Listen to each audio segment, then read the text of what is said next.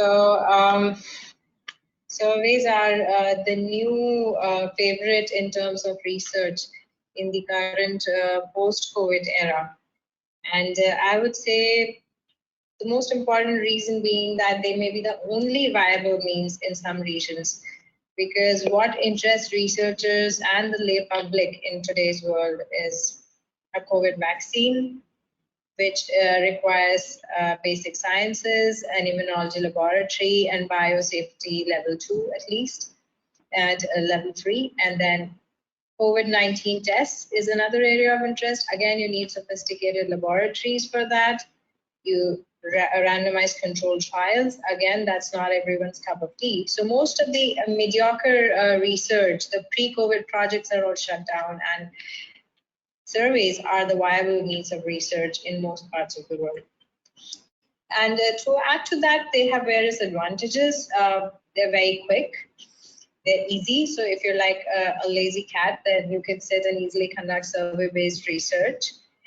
Very useful for rare groups, so especially rheumatology. Some of the disorders are rare, like if you want to study patients with ANCA vasculitis, it's very rare. You go to patient support communities or organizations, you write to them. Maybe you can get in touch with quite a few patients. And surveys are also very good for exploring a hypothesis. So suppose you have a novel hypothesis and this question is plaguing your mind, you're not entirely certain, then yes, you can go and ask opinion from a group of people to validate and form that idea in a more sophisticated form, and so that you can later probe it in a more structured manner. So it can be the first preliminary research methodology to explore a novel hypothesis. So important to know what are the suitable scenarios for a valid survey-based study. Firstly, your respondent population needs to be an avid internet user, which is common in these days, although some populations may not be. Like if you want to target alcoholics or senile people, those with dementia, or the underprivileged, those who do not have internet access, then maybe that kind of population you will not get here. So you need to watch out if the scenario is suitable and you can embark on such a study. Another important thing is the availability of emails. So emails are very useful. You can share surveys by various means. We'll come to that in a while. But the best form of connection with the respondent is if you have the email. So if you have a database of emails of a particular community, depending on what kind of study you're conducting, then that is a suitable scenario, and it increases the chances of a more successful study.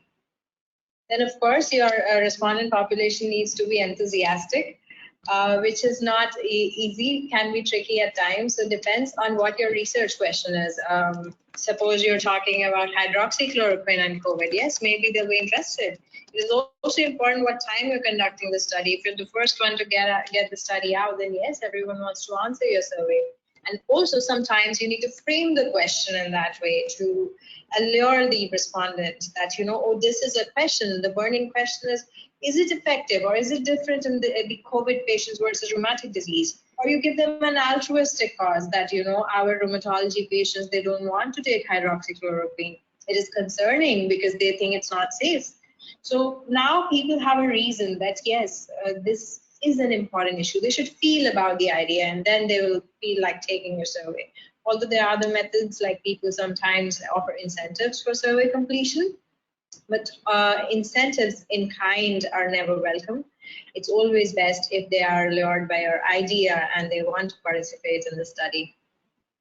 Apart from that, the ideal scenario, although we live in a less than ideal world, is to match the respondents with the non-respondents. So people who took your survey, because it's usually a voluntary study, their characteristics should be the same as those people who did not take your study. But this is not always easy to ensure. It can be challenging at times. Another thing, advantage of these kind of studies, suppose your respondents are scattered all across the world. You want to look at systemic sclerosis, a very rare disease, and there are very few people, but then you want to check out the responses from respondents all over the world, like you want to know what are the logistic challenges faced by these patients during the pandemic, then yes, survey-based study is excellent, because this is the only way you can reach out to such a diverse and geographically well spaced out population. So when we think of surveys, we usually think of it as a small study, but not always. You can also think big. You can start out small, but really do big things with surveys. So it depends on what is your intent. If you're just defining the problem, or you're exploring it, the problem has been defined, and now you really want to delve deeper and know that how serious is the problem, you want to quantify it, then that will be a very different kind of survey, which we will see in a minute. So identification of a problem is the first step, followed by defining it. And when you have identified and you're somewhere in between, that is a tiny survey to just test a hypothesis, while exploring is a more advanced form of survey research. So there are large survey studies, including population-based surveys or provider-based surveys, like you must have heard of the NANS survey, that is the National Health and Nutrition Examination Survey, which studies the nutrition characteristics, dietary preferences, or the National Health Interview Survey, which talks about the health facilities available. So these are well established and large survey-based studies at a federal level, and they have generated mammoth data over the years. And these are also surveys. So something to think about, that a lot can be done with a very simple technique. So for clinicians, as all of us present here are mostly clinicians, the most common type of survey studies can be patient problems. Okay, we go to the patient, what is the problem we are facing? Or doctor problems, or when we want to test their opinion, what do you think about it? What is the problem you're facing? Then that can be another kind of survey. Feedback from conferences, or a new procedure, or a new drug use. So that is another kind of survey. Interestingly, Delphi exercise, which is used in formulation of guidelines, also involve paper surveys and paper cases, and it is a kind of survey study. So it is important to be mindful of the unsuitable scenario when you would not like to do a survey-based study. So suppose your respondent population, as I talked about previously, they are underrepresented on the internet. Like you have people who are senile, or people who are elderly, or who are underprivileged, or a group which has severe privacy concerns. So suppose you want to interview the transgender community. So maybe they have concerns and they are going to ask you a lot of questions. So you may be successful depending on the methods and how transparent you are, which we will come to in a bit. Again, motivation is an important factor. So in which you have a role to play. If you can convince them, then maybe you can do it. But it is per se a very non-motivated population, then it may be a challenge. Illiteracy is another such evil which we face day in and day out in this part of the world, and can be extremely challenging to deal with. More importantly, if an existing study has already validated it, and especially with a better methodology, like someone has gone door to door and conducted epidemiologic research, and you want to now just do a survey-based study, no, you're not going to be successful. And sometimes you need more objective measures, because surveys are usually what people feel and they talk about, that yes, I agree, I disagree, that kind of research, but you need more accurate, more objective measures, then maybe this is not the best kind of study. So you need to look up data available, and also what is the best method feasible for this. Also, for someone who's not proficient with web-based tools, it may be a challenge, because this is a technique to learn and acquire a skill to practice over time. Apart from the advantages we discussed, it is a very cheap form of research. So if you don't have funding, although minimal costs, mostly some of the survey-based websites, the online platforms, they may charge you, although freeware are also available. It is flexible, so you can do it sitting in the comfort of your home. You leave out the survey, you have a specified time limit. Okay, I'm going to leave it open for 3 weeks. So the respondents are also more comfortable. They may be sitting at home, they've had dinner, they're relaxing, they can put their mind to it, or they're in the study, and they think that, oh, right, this is the time I can focus, so you can get good responses. With the new automation-based tools, is the added advantage that everything is easy. You put it out there, and everything is ready and analyzed. So some survey-based websites, they offer you figures and analysis. You just need to download it and put it into your text. Also, data cleaning is almost obsolete. So depending on how well you design your survey, which we'll talk about, closed responses versus open-ended responses. So if everything is a closed response, you have only 4 choices. So there's no data cleaning there. Everything is very crystal clear and everything is sorted. So there's no missing data either. It's easy to exclude people who have not included all the responses. And there are also options to make all the answers mandatory. So you can choose that option so that there is no incomplete response. Then there's something known as a social desirability bias. So suppose I interview you and I ask you a controversial question. Okay, do you drink alcohol? And you don't want to tell me. You feel that I may judge you, so you may give me a wrong answer, or you would prefer not to answer. Or I ask you that, okay, we are talking about publication practices. Have you ever used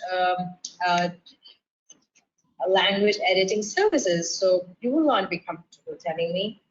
But if we conducted an online survey and it is anonymized, then you may like to answer that because there's no one on the other end judging you or watching you. So this is a major advantage of survey-based studies. And also they can be made more engaging depending on what the skill of the person conducting the survey and the website being used, how interactive it is. But there can be problems, or I'd rather call them challenges, or a skill to acquire is the design of a survey. A good design keeps the respondents interested and they would not leave it midway. It'll also gather more responses. People will want to fill it and participate. Validation is another key aspect. So a validated survey is one which results are more applicable or acceptable. And this is something which you should definitely consider in your research. Then for those of you who conducted surveys, you'll know how challenging it can get to get people to fill it. So, so you go to the internet and sometimes you can, depending on what a target population is, if you have an email group, then that's easier. So some websites, like I use SurveyMonkey, they can have automated reminders. You can automate them if you have the emails and it just goes on and on depending on how many times you've set it up. There can also be a particular time where your success rate is higher. So research has shown that surveys which are circulated on Mondays, Fridays, and Sundays, they are more successful. And personal connection is always helpful. So when in a soup, you have to call people and you have to request them to fill if you know them personally. And another option is manual fill-ups. This is particularly useful when your patients, you're conducting a survey, suppose all the patients you're following up at your unit, and you don't really have the emails, but you have their phone numbers. Also, you don't know if they will understand English, or if you do think that they may not be literate, then there is an option of manually filling up in some of the websites. Although there are techniques to be followed with that, even for language and translation, there are certain rules to go by, which we will talk about later during this talk. And inadequate responses, so it's best to exclude those unless you have a logic function applied. Logic is something, again, I'll explain later today. Open-ended answers, so suppose I ask you, which color do you like? So we have the option blue, yellow, red, green as a multiple choice versus I just leave it open. So there are two advantages here. One is you're more free to answer, you may be more accurate. But then we might get like 4 colors of blue, someone saying sky blue, navy blue, teal, and then you don't know how to analyze it, right? So there has to be a balance, how much of open-ended answers you allow, and only when it is essential. So you have to really think and build on a survey. You give all the possible answers as a multiple choice, and you have a team, you have other members review it, you think over it, you have a fresh relook. I always like looking at my surveys again tomorrow, the day after. It takes a week or two to finalize a good survey because your mind comes up with fresh answers, and more the minds you have with you and your team, the better you can think. And then if you still think there may be other options, then you add an other, please specify as the last option. That helps with analysis because you're left with very few options which you need to allot to a different choice while analyzing them. And lastly, the writing bit, which can be challenging because there can be a lot in a survey sometimes. When you're preparing it, you don't really look at it like, oh, what information did I really need? And you have a lot out there. So you may need to remove the chunk, and the focus may differ. For example, if you set out to ask people about COVID and rheumatology, and you ask them, okay, are you following social distancing? Are you washing your hands? But when you go to write the paper, you are actually more concerned about, do they think hydroxychloroquine is effective? Or do you think tocilizumab works? So those are the questions in your survey which you need to put first in your results section. And then later you will talk about hand washing and other things. Or you might just throw that data into a table just for the sake of completion. So it is interesting to note that in this paper that I came across, the authors conducted a systematic review on the guidelines for reporting surveys and the journal specifics and the types of survey-based research. And they found almost zero articles for quantitative synthesis. There are very few guidelines for conducting research using web-based surveys, and most journals do not specify if they accept this form of research. So that is interesting to know. Usually they can come under observational study or case control study depending on the study design. And in short, always sit back and think, why are you wanting to conduct a survey? So the intent should be very clear, and the questions should always be structured in that line, streamlined to that effect, and nothing should go haywire. You need to pinpoint the target demographic, that is your target population. So if it is a patient group, then you have to make sure it's only patients with that particular disease. And the cleaner your methods are, the easier it is to publish your research. You need to identify the number of responses you get. You don't want to go overboard. So there's something called sample size calculation, which may or may not be feasible depending on the kind of study you're conducting. It is essentially similar to the kind of sample size calculation you do otherwise. And then picking the right moment to do a survey, I would say that now is a good time, but also a certain amount of survey fatigue has set in. So people are just flooded by surveys, and they may not be so interested. So you have to find the right moment, the right day, the right time. Suppose you're doing it in Ukraine, you don't want to circulate it at like 4 a.m. No one is going to read your survey, right? If you're circulating on social media, then you want to do it at the peak hours when they're active and they're probably using their Twitter. And besides that, creating a new survey can be a big exercise. You could start from scratch. You could copy a past survey if you've done previous ones, similar lines. You've done one in a particular disease. You want to do it similar thing in a different disease, but you tweak it a little bit. So that can be done. Or sometimes they have templates like a feedback. So they'll give you some questions to inbuilt, which is great. And you can also upload your Word file and then go from there. So this is on SurveyMonkey, which I use, but most of the other websites do offer these common features. At this point, I'd like to emphasize that the two key aspects in methodology which you need to be mindful of and which will essentially distinguish a good survey from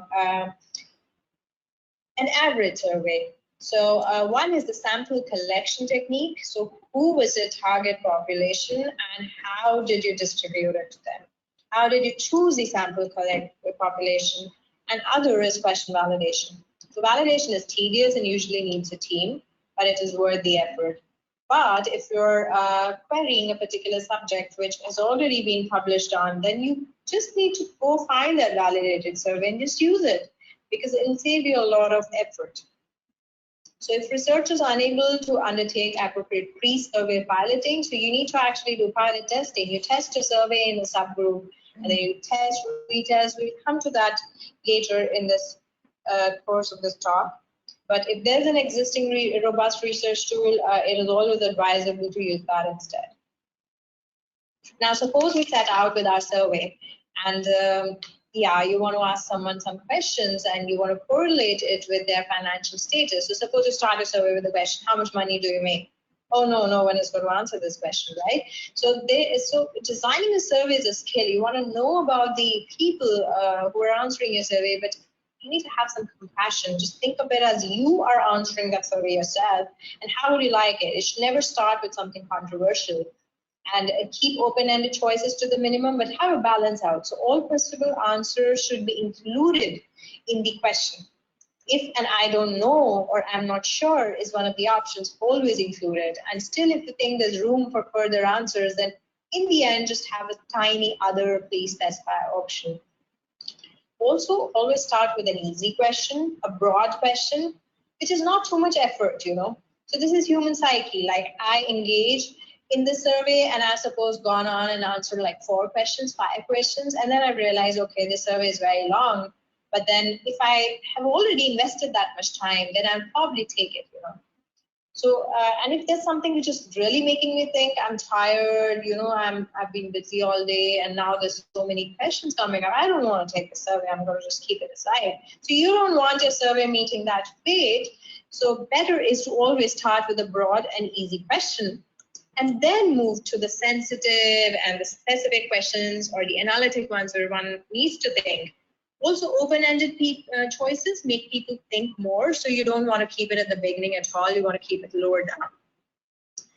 Engaged is the key. So people should feel that it's worth it. If there's no purpose in this, then they would not feel like doing it. So again, build your case, and introduction is the place where you would like to do it. And you don't want your respondent to meet this fate. So always be mindful of these major things. So let me give you an example. Suppose you want to know that the infodemic or the misinformation during COVID, how bad is it and what do people think about it? This is your hypothesis that, okay, this is getting unnerving. There's too much misinformation. So you have an introduction out there. If you're an academician, you're defining your target population. It is voluntary, but you tell them that no, everyone should not take it. It is only for these people. You're very clear. You put it in a separate color. And then you say that the survey is completely anonymized. This is another very important thing to mention. And then the results will be used for publication. So you're seeking their permissions, informed consent. It's another essential part of a survey. And then you start with an easy question. Okay, which resources are frequently used to find information on COVID? This is easy, okay, we do it so everyone knows which are the resources they resort to, and then they can tick easily, and then you see check boxes so they can check multiple answers. The next one is, which resources have you found misinformation? So this is the question they need to think about a little bit, but this comes second. And this will also pique their interest. So you need to put a question which really makes them feel that, yes, this is important. I have met misinformation, but you know, misinformation is important. So now they're more interested in your study, and they'll probably continue. Also, when we choose close-ended options, they can be various kinds. So dichotomous is the most common, where it's either a yes or no.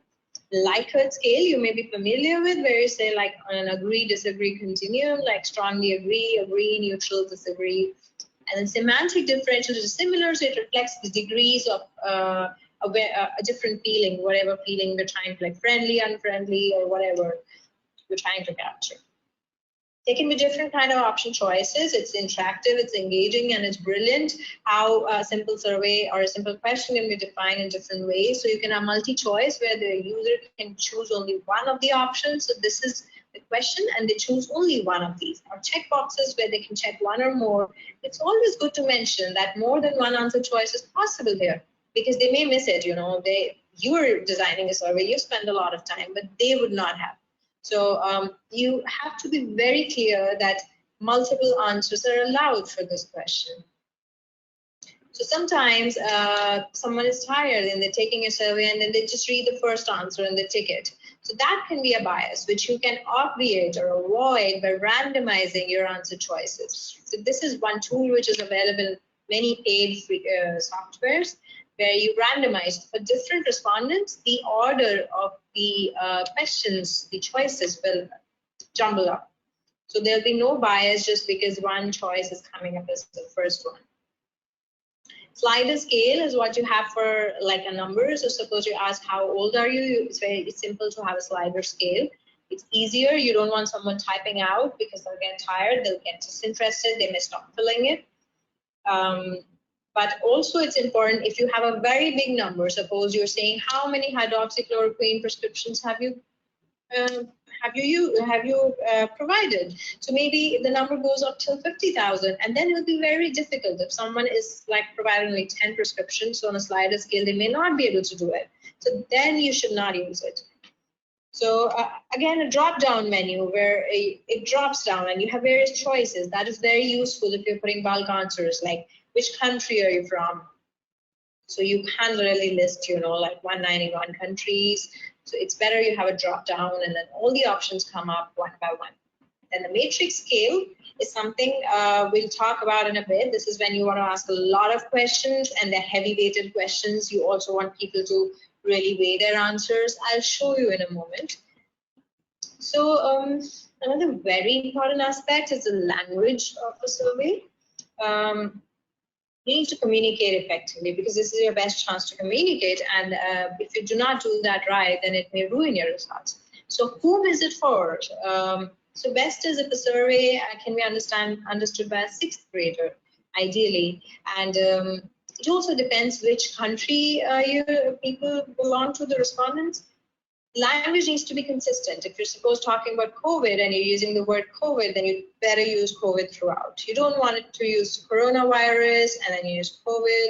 And it also depends if it's for adolescents or children, then you say coronavirus. You don't want to say COVID, but if it's for scientists or rheumatologists, then you may use COVID. And always define a short form when used first, and after that, be consistent throughout the survey. Clarity is again essential, so don't use fancy terms. Be very clear. It is okay to specify in brackets that, oh, this is what we meant. You don't want any confusion there at all. And content is like water. So you put a question, you can design it differently depending on who's your survey population. So suppose I am talking about anxiety related to COVID, and as I design it for children, and then I design it for adolescents, and then for middle-aged or young adults, and then elderly. So yeah, the language may differ, or maybe it's for manual laborers versus rheumatologists. So the language again can differ. So always look at your respondent population. And if you're repeating the same survey in a different population, then you may have to go over it and revalidate it. And wording may be different depending on the societal class, the language they're using, and the socio-cultural influences. I'll give you an example. So suppose you want to ask patients with inflammatory myositis, what are the concerns during the pandemic? Did they face any issues within logistic challenges? Did they not get their medicines? So look at the words closely. So we distributed the survey in like United States of America, and we targeted pharmacies closed. Yes, all the places where medicines are available are closed. They could not go out to get the medicines. Pharmacies open but medicine not available, and so on and so forth. But then we also distributed an Indian population, and they are not going to understand the term pharmacy. So here the term used is shop. So you need to change the term. Tiny changes, and you need a team because you need the person from that region ideally to understand what are the local terms to make it easy and convenient. You have to be compassionate for the person who's filling it because they're doing service to you. And of course, language is another challenge because this is Hindi, by the way, but you may need to like translate and then back translate to make sure that it means exactly what you're trying to say. That's part of validation, and again, a challenging exercise. And that is why a lot of surveys you'll find will be done only in the English-speaking world, which is unfortunate. And you need local people to take up the exercise to have it more wider distributed. Also, some survey-based studies and survey websites may be restricted in some parts of the world. So I was told recently that SurveyMonkey is not really, usage is restricted in some countries, and you may need to check that out before you begin circulating your studies. Then time is a very important factor. You don't want your survey to be excessively long, and then people would not be interested in filling it. So there are various techniques and hacks to overcome that. One is the logic function. So suppose you ask someone, have you prescribed hydroxychloroquine for COVID-19? And they say no. Okay, so then you don't need to ask them the next 4 questions. You don't need to know if they saw any side effects, if they found it challenging, or what were the dosing used. You don't need to ask those questions. You skip all those 5 questions, and the survey time shrinks from 13 minutes. It comes down to maybe 5 minutes because a lot of people don't answer that. So this is one feature which is available, and you should use it when available. And a close-ended question also reduce time because people don't need to think. You've done the thinking bit when you design the survey. Using different tools like slider scale, people don't have to type. Typing takes more time. Layout, I always feel like 1 question at a time is good. Not only because it's easy on the eyes, but also you don't feel bombarded, and you don't get stunned by saying, oh my God, this survey has 30 questions. How will I do it? You know, it seems daunting, it's challenging. So you don't want the respondent to feel that way. So you show them just 1 question at a time. And there's also an option for a progress bar generally. You can also shut that off because then they see that, oh, it's not moving further. Or you can show the progress bar. It can be incentive that, okay, I've almost reached the end of the survey, let me complete it. Then matrix scale, which we talked about, is another thing which can be helpful. For example, you want to do the survey on rheumatology education in India.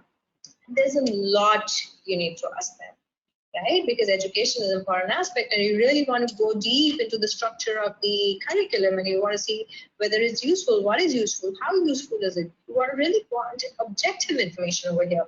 So there's no shortcut to it. You really have to do it.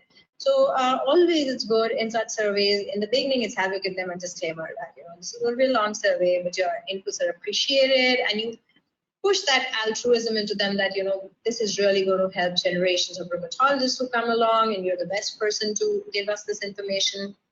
And then you look at what are the different kind of presentations in the teaching program, and then how are they useful.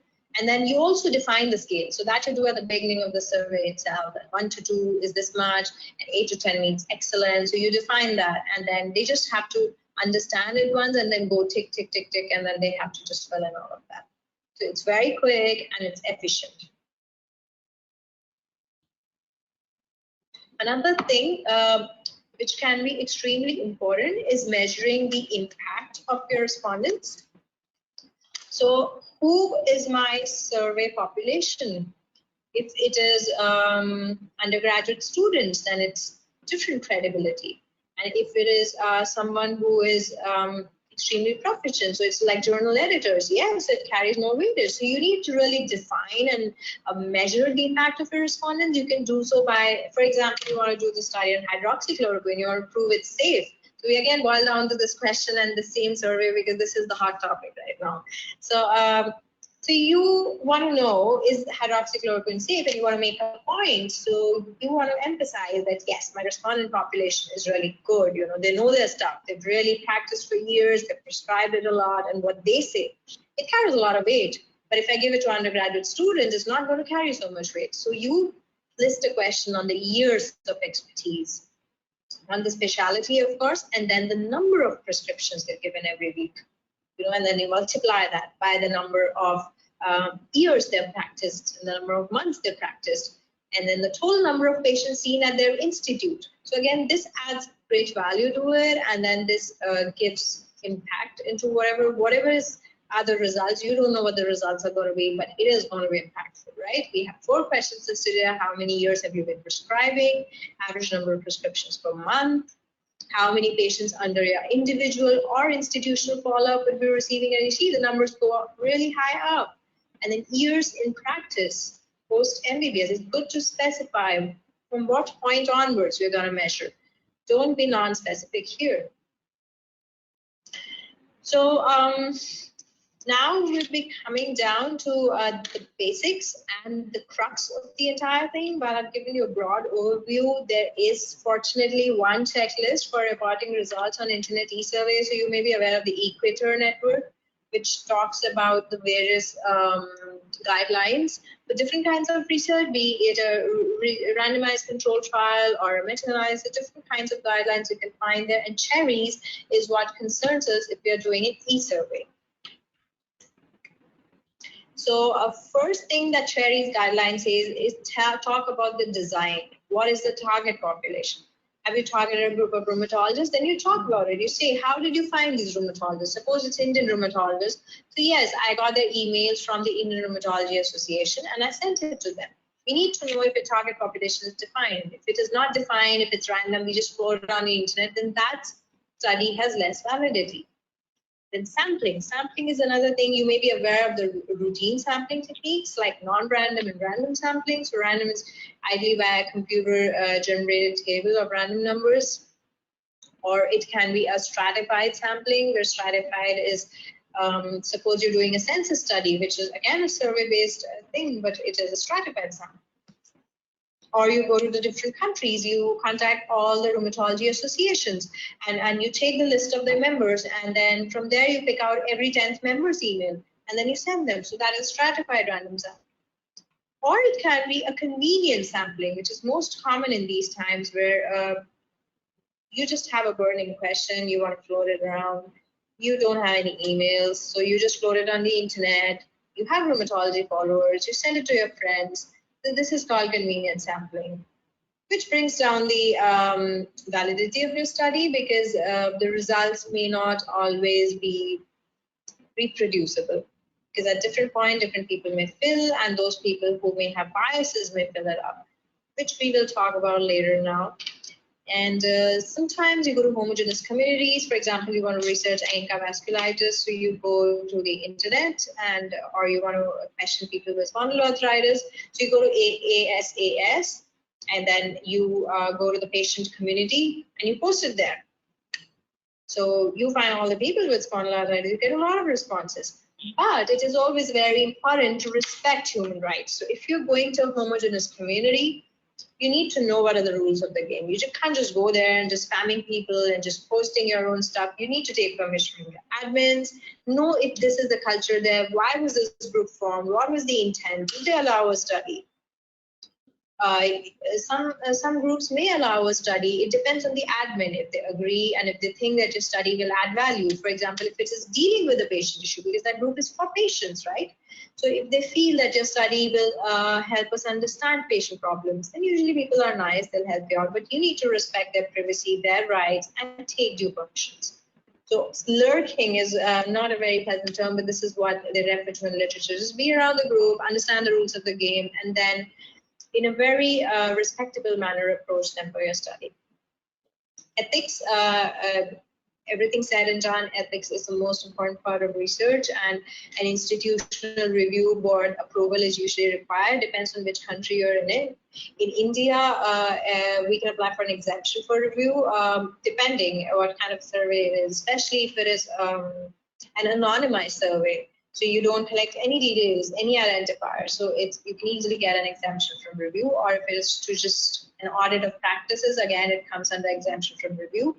But it may vary from country to country. And also if you're doing a multi-centric study, then some countries may have different rules. Some countries require, if you have authors from different centers, some countries will require all the authors to take permissions, while some countries do not. So it depends. You will need to check your local guidelines, and informed consent is enough. You don't need a written consent for a survey, but informed is important. And in that, what do you tell them? You tell them who is doing it. So this are the investigators. If you have any query, you contact us. We belong to this institute. Why are we doing it? So why building the background is very important. And how do they do it? You have to tell them that what data are you going to record. If it's completely anonymized, it means even the IP addresses will not be recorded.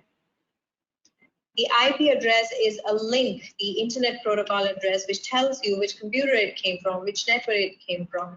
And ideally, a completely anonymized thing will not even record the IP addresses. But it is important to be very clear about this and also be very accurate, because suppose you circulate the results of this or download the Excel file, and it will have the IP addresses. You share it with someone, one of the co-investigators on your study, or he posts it somewhere on the internet, or you post it on as supplementary data in your paper. So through that, these people can be traced and the anonymity is broken. So these can be very fine issues which we may not be aware of due to the technicalities involved, but it's important because this is like playing with fire. So response rates is again something you see cookies sometimes coming up. The cookies basically record who is visiting the website, and a unique site visitor is the ID of the person who's visiting. And the view rate you can get by the number of people clicking on a survey versus the number of site visits. Participation rate is when people click and start filling the survey, and then you divide it by the total number of people who visited the website. Completion rate is people who actually fill it versus the people who began participating. So if you want to know how much is for bias the survey is, so you can easily see that, okay, how many people visited the website and how many fill it in. So if the ratio is, there's a big difference between the numbers, then there is a big self-selection bias. And why this happens? So suppose I do a survey-based study on, do you have headache, and did your headache worsen during the COVID pandemic? Yes, I have migraine and it worsened. I want to take the study. Come on, let's take it. So, you know, there's a bias there, and such things do happen, and they vitiate the results. So you can also present the results in very fancy ways like this, showing the national self-response, and it can be based on the date and the year. So all kinds of things softwares allow you to do. This is just a primer for you to know and learn. And also like SurveyMonkey offers you this kind of a picture where you know how many were the invitations sent when you do it over email. So you can also circulate a survey not just through email but also through a web link. So you circulate it over WhatsApp or any medium, or you put the emails into the system and it sends it through SurveyMonkey. So when you do it through email, the tracking is excellent. It tells you how many did not open it, how many opened it, how many bounced, how many clicked through. Oh, a lot of people clicked through, but they did not fill it. It's a self-selection bias. Why did they do it? Maybe it was long, maybe it did not concern them. There can be various reasons which you may want to go into. And some people will opt out. It is also important what email are you using to send it out. So if you're using a very new email, then probably it may be spammed out and everything will bounce back. So it's good to validate your email through the system so that people also know you're being transparent that yes, I am doing the survey, and also it will not be rejected that often. So going on to cherries further, it's very important to avoid duplicate responses. So we talk about cookies and it's like 7:30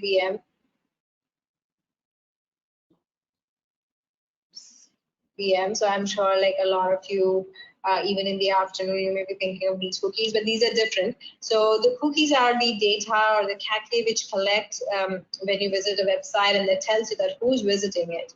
And these actually help you trace who is the individual who's filling the survey. And internet protocol address is another way, and log file analysis is another method. So these technicalities I would not go into, but important to be aware. And it's very simple. You put them in an Excel and you remove the duplicates. It's very important because it shows that you have done a study with good methods and good intention.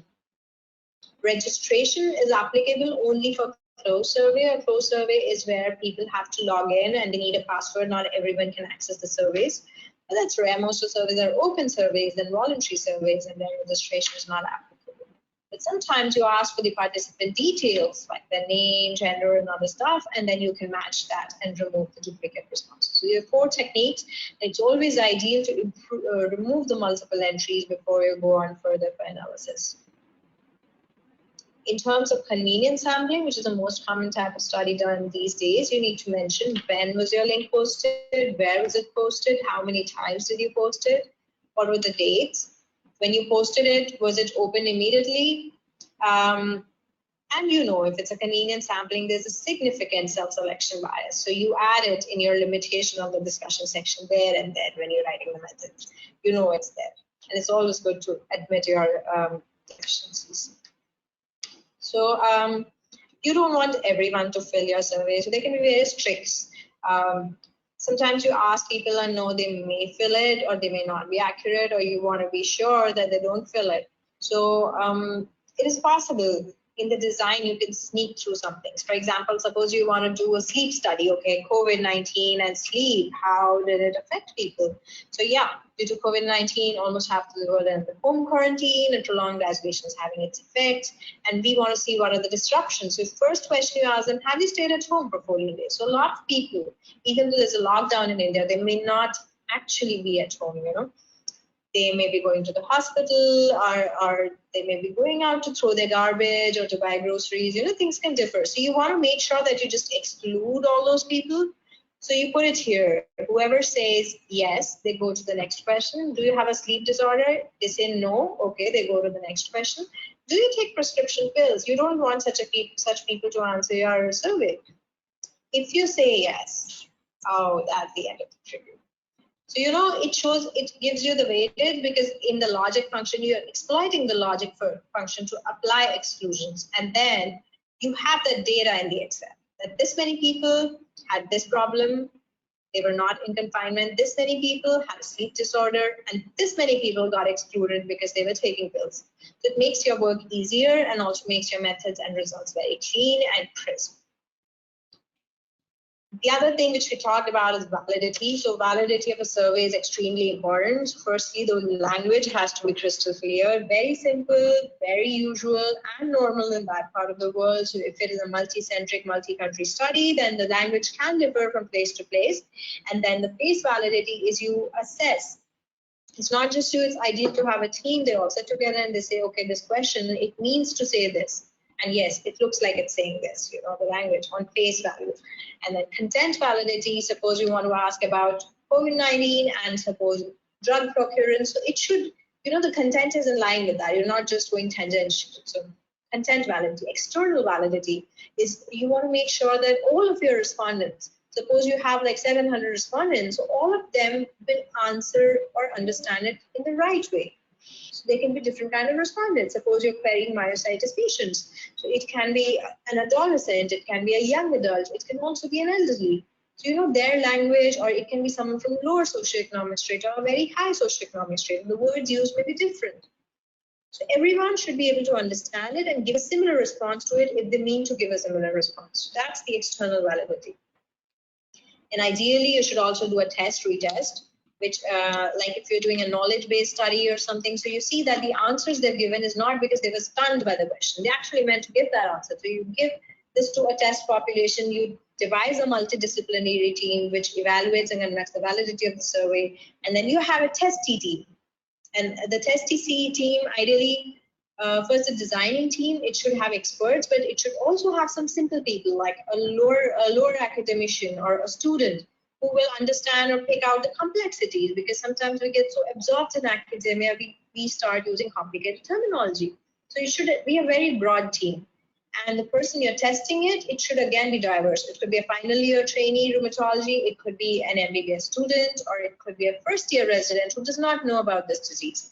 And then you ask them to fill it, and then you ask them to fill it again after 7 days, or the gap has to be reasonable so that it's not like they've forgotten or acquired new knowledge, but they also don't remember what they filled in. So that much gap, usually 7 to 14 days.